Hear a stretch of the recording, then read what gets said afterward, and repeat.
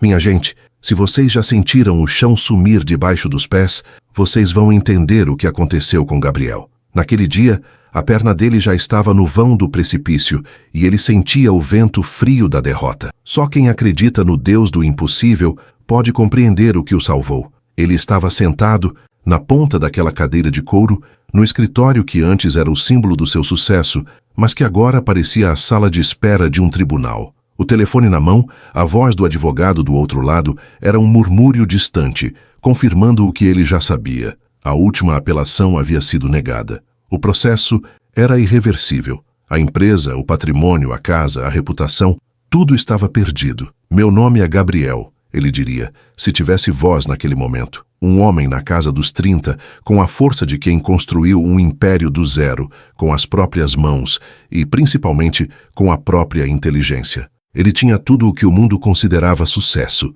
uma fortuna que mal cabia nas planilhas, uma esposa, Sara, que era a personificação da graça, e 2 filhos que eram a alegria da vida. Mas o orgulho, o orgulho, era a rachadura na fundação da sua vida. Ele confiava mais no seu QI do que na sua fé. O conflito começou sutil, como uma dor de cabeça que a gente ignora. Um sócio desonesto, um contrato assinado às pressas, uma dívida que se multiplicou como erva daninha. Em menos de 72 horas, o castelo de cartas desmoronou. Ele tentou de tudo, ligou para todos os contatos, vendeu o que podia, usou todas as suas conexões, mas o buraco era fundo demais. A crise não era só financeira, era uma crise de identidade. O homem que se definia pelo que possuía estava prestes a não possuir mais nada. Ele se lembrava da mãe, uma senhora de fé simples, que sempre dizia: "Meu filho, o dinheiro acaba, mas a fé não." Ele ria. Achava que a fé era para os fracos, para os que não tinham a força de resolver os próprios problemas. Agora, forte e sozinho, ele se via de joelhos, não em oração, mas em desespero. Ele tentou negociar com Deus, fez orações de barganha, mas sentia o céu de bronze, em silêncio. Naquele instante ele olhou para a foto da família na mesa.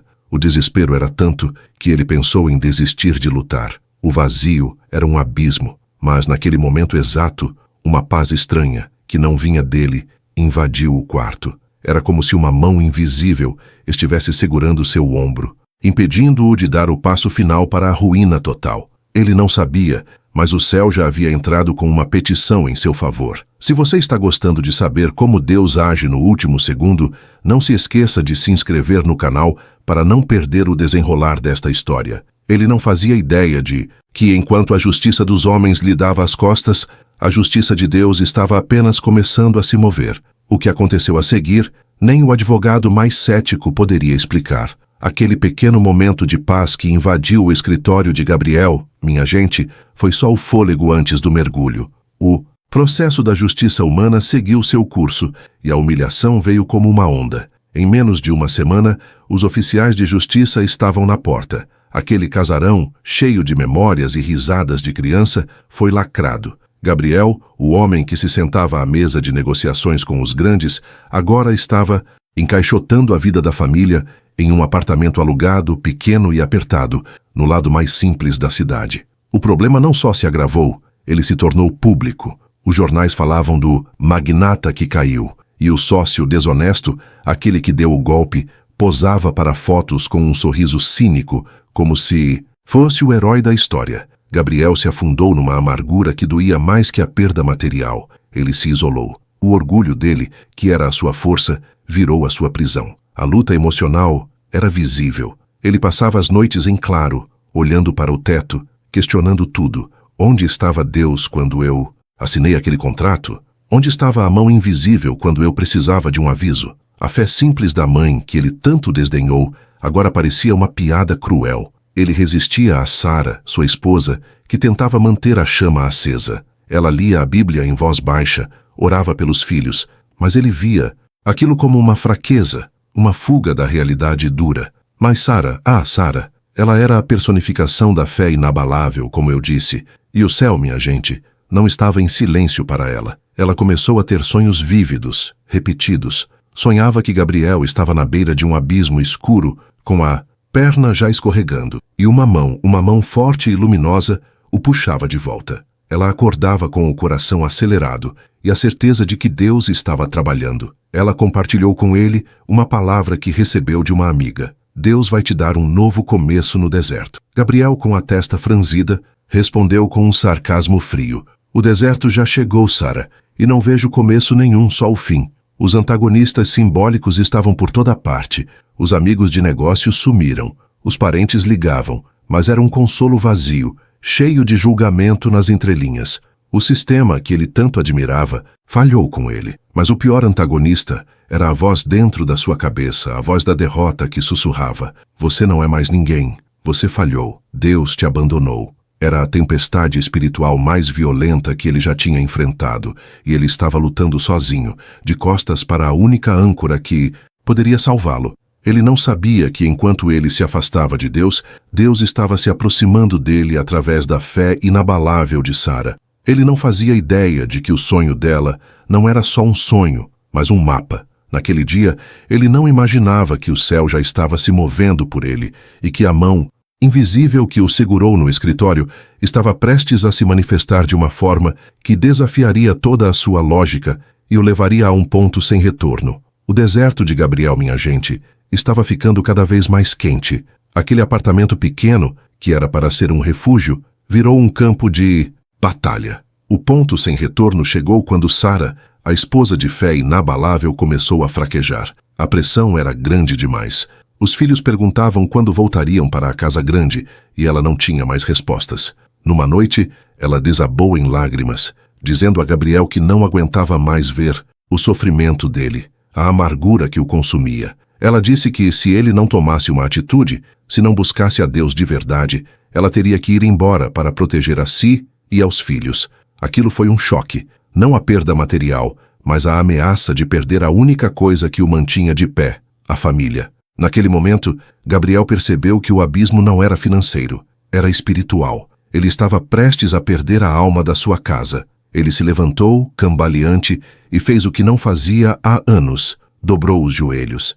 Não foi uma oração bonita, foi um grito de desespero, um reconhecimento de que ele não era o Senhor da sua vida. Ele disse: Deus, eu falhei. Eu não sei mais o que fazer. Eu entrego tudo. Se o Senhor não intervir, acabou. Essa foi a decisão impossível baseada na fé. Ele abriu mão do controle, e quando ele fez isso, a situação piorou, como se o inimigo tivesse sentido o movimento. No dia seguinte, o advogado ligou com a notícia final. O sócio desonesto havia conseguido uma liminar que bloqueava o último recurso financeiro que a família tinha para sobreviver por mais um mês.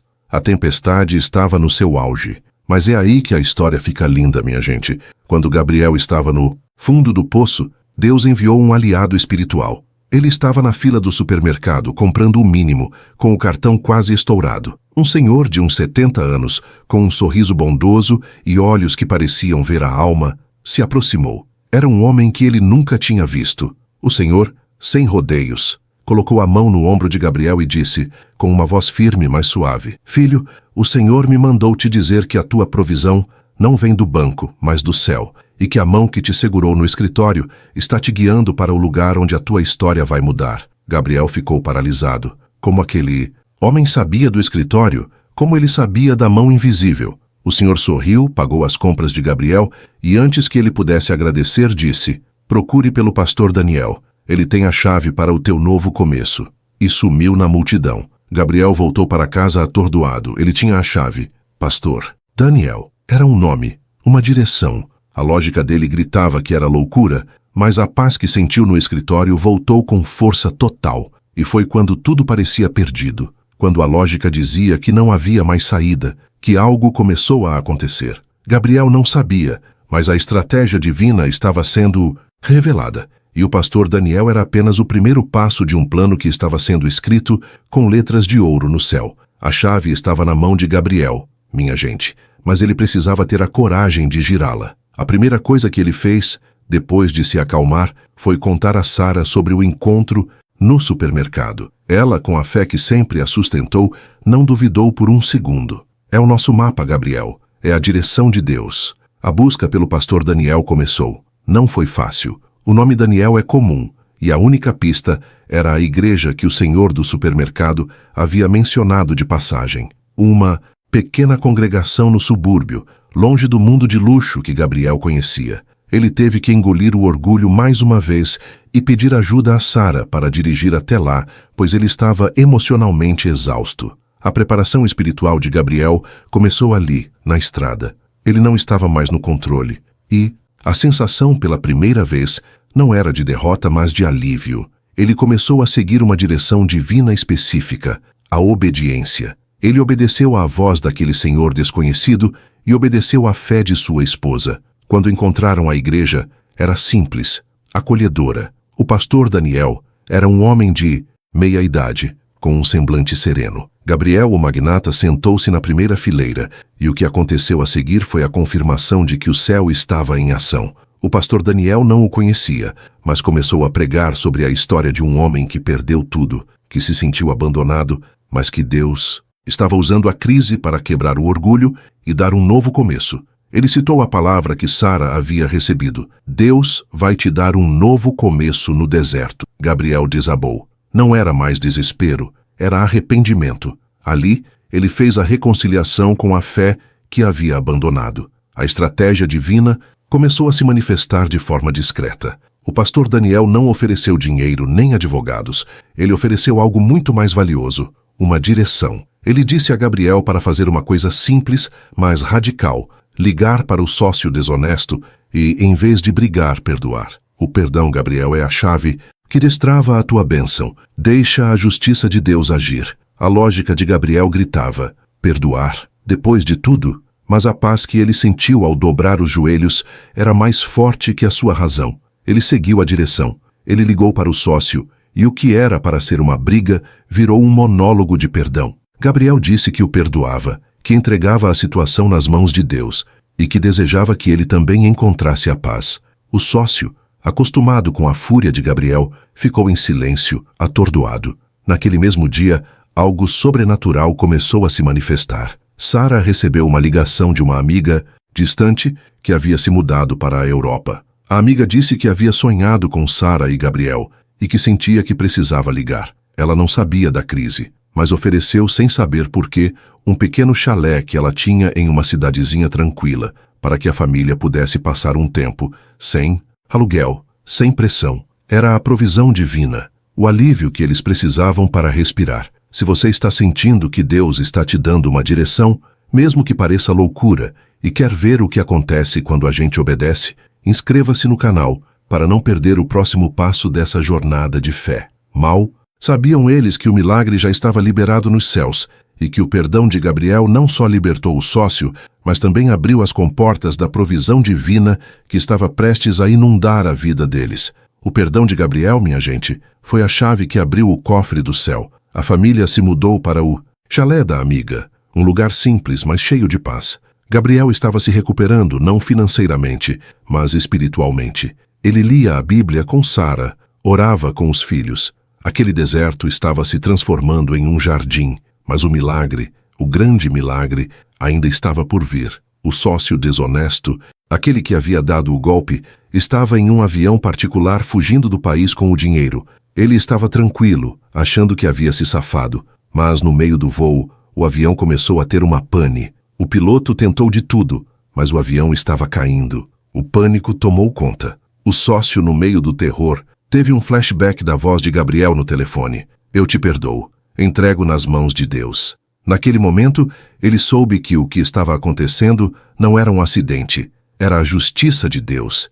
Ele se arrependeu, gritou por perdão, e é aqui que a história fica com a marca de Deus. O avião, que estava em queda livre, de repente parou de cair. O piloto, que estava em pânico, sentiu uma paz que não era dele. Ele conseguiu fazer um pouso de emergência em um campo de milho, sem feridos graves. O sócio, ileso, saiu do avião e viu a cena. O avião estava destruído, mas ele estava vivo. Naquele mesmo instante, a milhares de quilômetros de distância, Gabriel estava orando com Sara. Ele sentiu uma paz que o invadiu, uma sensação de que algo grande havia acontecido. Ele não sabia o que era, mas sabia que Deus havia agido. O sócio, transformado pelo livramento de morte, fez o que era impensável. Ele ligou para o advogado de Gabriel e confessou tudo. Ele devolveu o dinheiro e mais.